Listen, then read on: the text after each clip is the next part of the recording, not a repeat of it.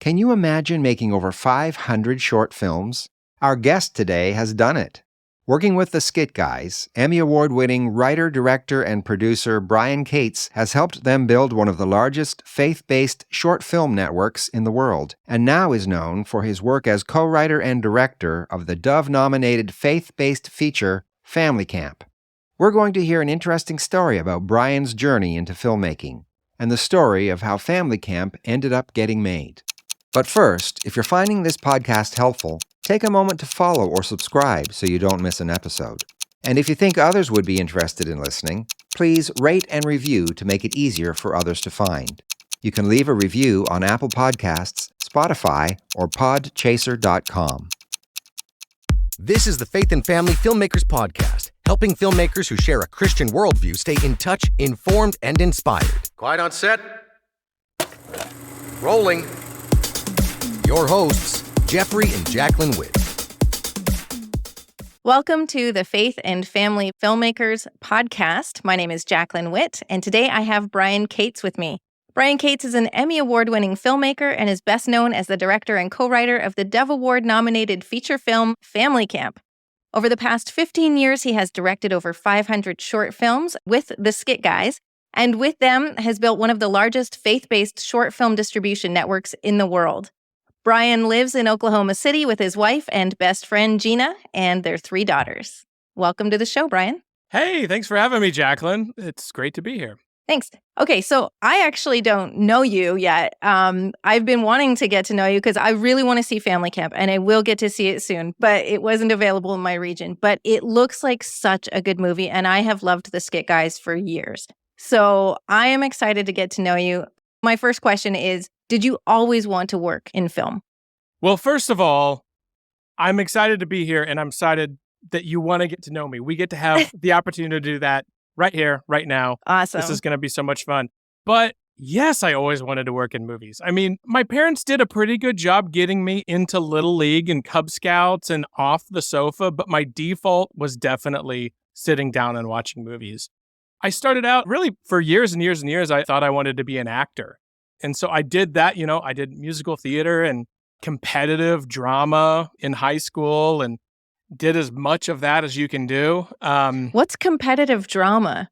Okay, we got to get into this. Sorry, I'm just like, should I ask? Should I not ask? I don't know what competitive drama is. To all your listeners out there, do not make this movie. I am going to make this movie someday, okay?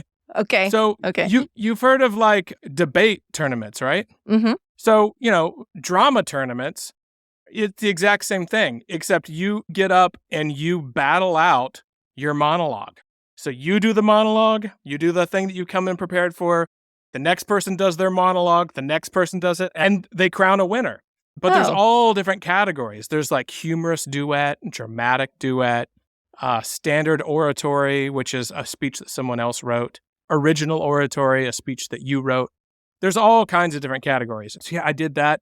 I did that for a long time. My favorite was humorous or dramatic interpretation.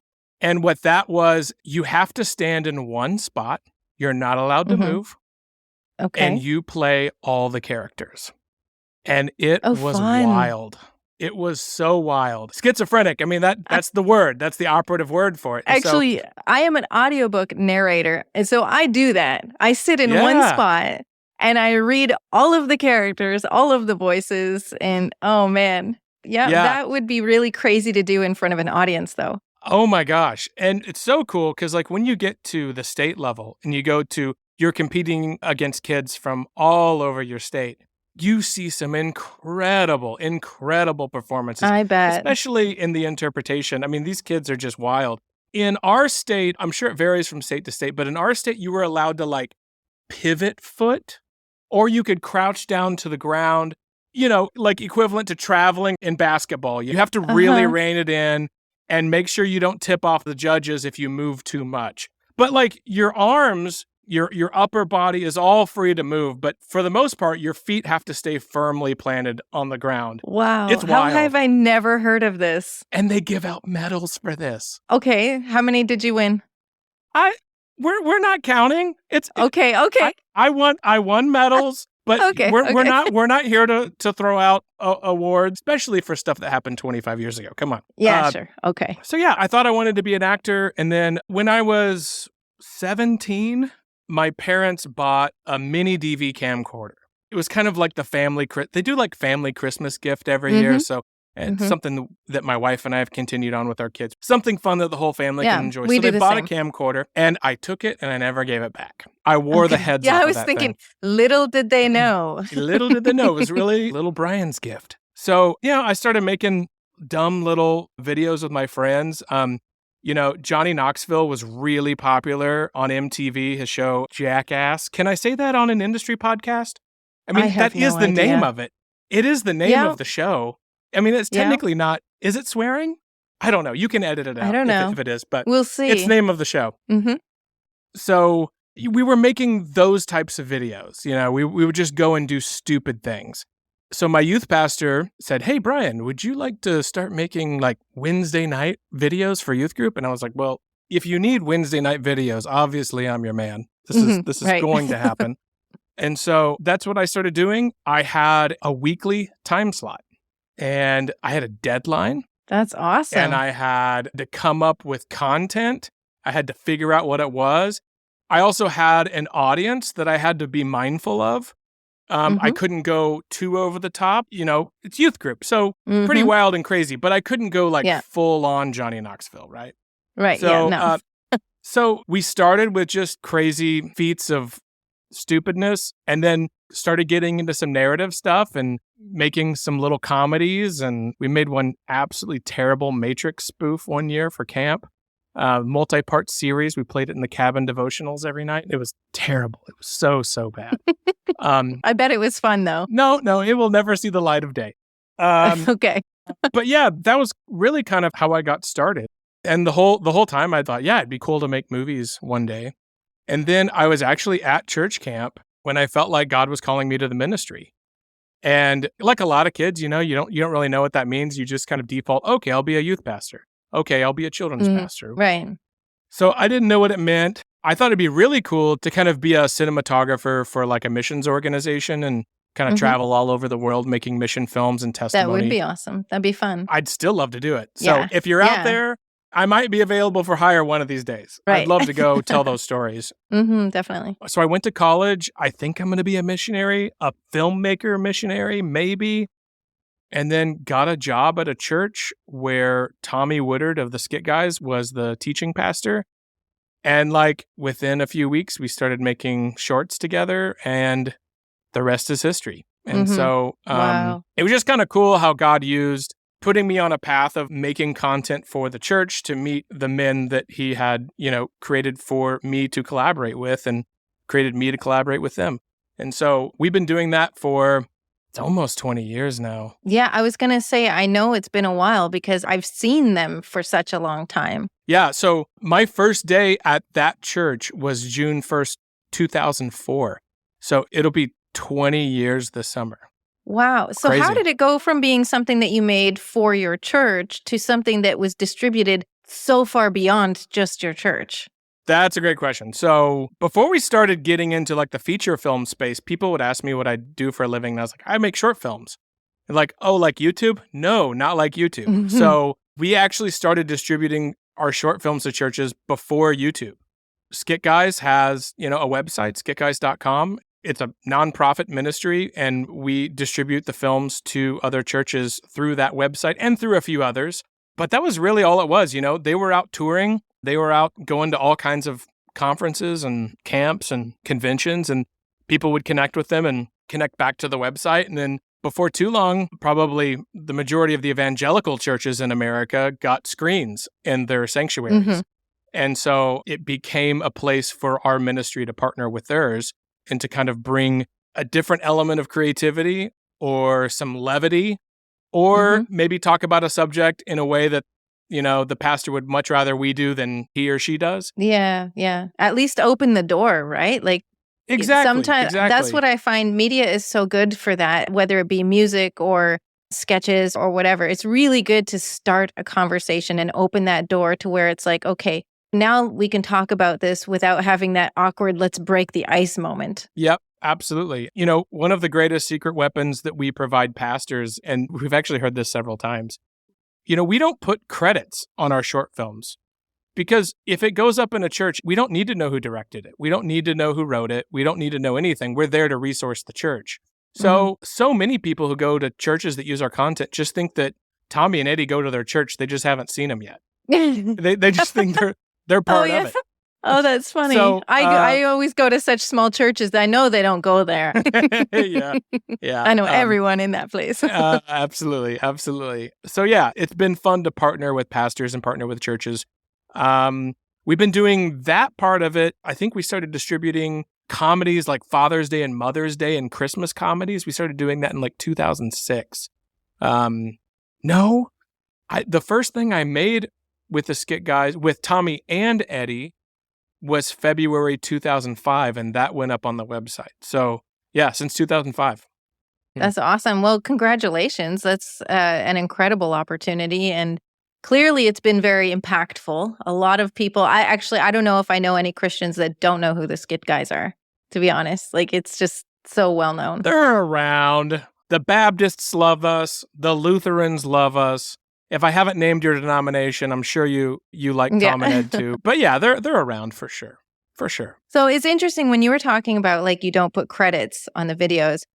I actually was looking for the credits. I remember years ago, before I decided to actually become a professional screenwriter, I just wrote stuff for fun. And so there were times where I was like, okay, well, I wrote this really cute skit. I'm like, how do I get it to the Skit Guys? They might like it.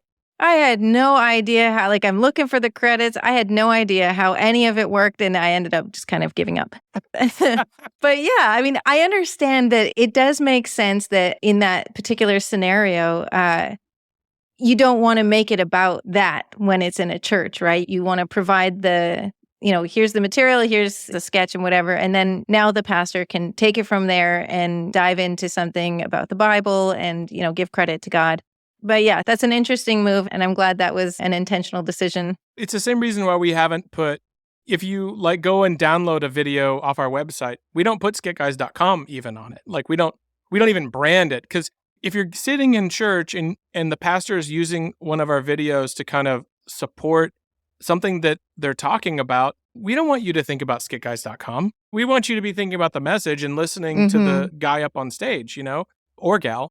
It's not about that. Now, if we post it on social media, yes, we put skitguys.com on it.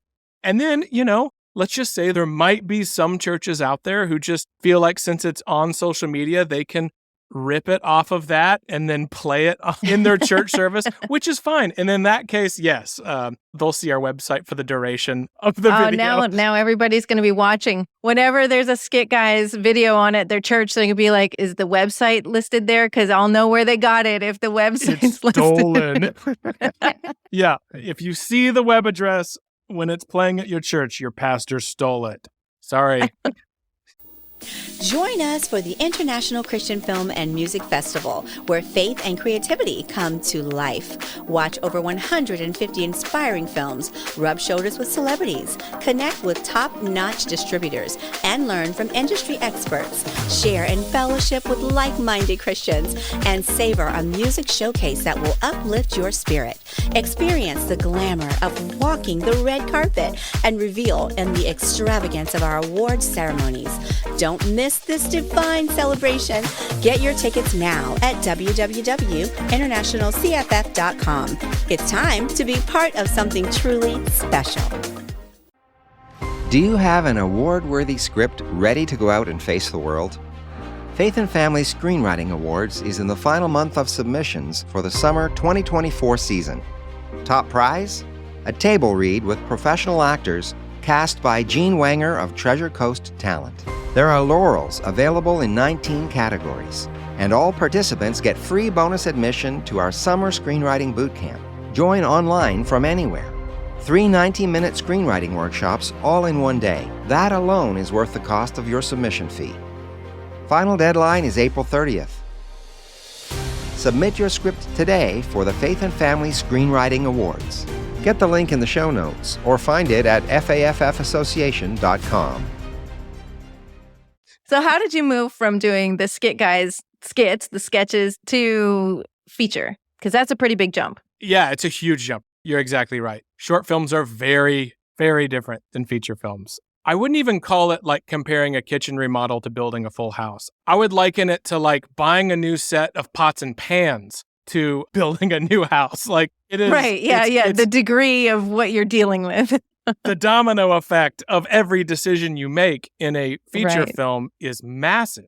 Way more details. But, it was a shared dream of ours to make a movie. We wanted to make a great Christian movie, make a movie that was funny and told people about God, pointed people in that direction, and more overtly than some movies like, where Robert De Niro walks into a church and prays and asks God for help. That is awesome. That is wonderful. I want to see that in every movie that I watch, where your lead character does something that reveals the existence of God being as real as gravity is. That's really, really cool. And I love seeing that in movies. But we wanted to make a movie where we could make people laugh. And if you make people laugh, you can make people listen. And so we wanted to tell them about the thing that we think is the most worth listening to, or most worthy of talking about, at least. So it was a shared dream. We started just in our free time outside of the ministry, and we started writing scripts. And so we started just devoting time to working out features, and we threw so many of them away. As you do. Oh, no. When you first start out, you know this. Don't ever make your first one or your second one or your third one. Maybe you make those because you learn a lot of lessons, but not everyone is Orson Welles. You're not going to make the greatest movie ever your first time out of the gate. So we threw a lot in the trash. And then we had one that we felt like had really good teeth. And around the same time that we felt like we had a good draft of it, Bill Reeves introduced himself to us. At the time, he was running WTA, Working Title Agency. They had been the agency representing the Kendricks books that came out with their movies, and they had started getting into some filmmaking and film marketing. They did like Mom's Night Out, and they did Woodlawn. Mm-hmm. I liked those ones. Yeah, the Irwins, they make some great movies. So they reached out and they were like, hey, have you guys ever thought about making a movie? And we were like, as a matter of fact, we have a script. Yes, we have. So, we went through that whole thing with them for almost 2 years of just like, what if we did this? What if the script did this? Just trying to work alongside us and make something that, from their perspective, they're a marketing agency and film funding company. So how can we make something with a marketing mind to the beginning of it to make it commercially successful? And so we kind of got all the way through that, did a budget, and realized, oh, this movie probably cost more than we want to spend. So we were all really disheartened. And we walked out of the meeting and I said, guys, I'm going to write Family Camp. It's the movie I really want to make. So I'm going to just lock myself in my office for a couple of weeks and write it. So that's what I did. 10 days later, I had the first draft and it was garbage. I mean, every first draft is garbage. The first draft's never the final draft. Don't ever make your first draft. No. So obviously this isn't a beginner's podcast. People know you never make your first draft. So, many drafts later, it clicked. And in the meantime, WTA was acquired by Educational Media Foundation, which runs K-Love and Air One. And so they came on board, and Provident Films, the Sony company, came on board, and they co-financed the movie. And that was basically how we got it made. Wow. I mean, I've heard it said that anytime a movie gets made, it is a miracle in and of itself. So, and then there's always stories of, just how things happened to come about along the way. What I think is really neat is how, like, the Skit Guys, obviously, they're known for their comedy. They're also known for their depth, right? Because there are some of those skits that get into some deep subject matter and they approach it from an artistic angle. But, you can have that range of getting into really deep conversations, but also just being hilarious. And so is Family Camp along those lines too? Yeah, absolutely. Family Camp has the famous Skit Guys 1-2 punch in it. Everything that we make, unless it's just a straight drama, we try to incorporate our 3 H's, which is heart, humor, and him. And so Family Camp is no different. Family Camp starts out as a full-on Disney family comedy inside the Christian worldview. And then, as it should, it kind of delves into the matters of the heart and situations that families deal with kids growing up and getting older, parents doing things that make them realize that they may have sinned against their kids and trying to figure out how to ask repentance for that, getting distracted with things that aren't important, and where does God fit into all that? That's what Family Camp's about. Awesome. Yeah, for anybody listening who hasn't seen it yet, I encourage you to go watch it. I will be watching it very soon. It just hasn't been available in my area yet, but very soon. And I am excited because I love the Skit Guys. Anytime, sometimes when you're scrolling, and the Skit Guys come up, I have to watch the whole thing. I love it. And the one where, they're chipping away, the chiseling, and it was a long time ago, God's but chisel. that one really impacted me because I was going through a lot at the time, and it kind of gave me a picture, which is what I needed to understand. This is the process. I'm supposed to be here right now. This is part of it. And so, yeah, I really appreciate that you and your team, whoever it is that you work with, I don't know because you don't have credits, but everybody that's involved, I appreciate the depth of heart that you bring to it and the ability to use art to be able to talk about things that aren't always easy to talk about. Hey, actors, need more clips to broaden your spectrum? Or maybe you're just getting started and you're stuck in the catch-22 of needing work to get a reel, but needing a reel to get work. I'm Jaclyn Whitt, an award-winning screenwriter, and I'm running a 90-minute screenwriting workshop on April 18 to guide you through the process of writing your own 1-minute demo reel. Learn how to write to your acting strengths and how to capitalize on your existing resources. Go to faffassociation.com and look under the Workshops tab to sign up now. That's faffassociation.com.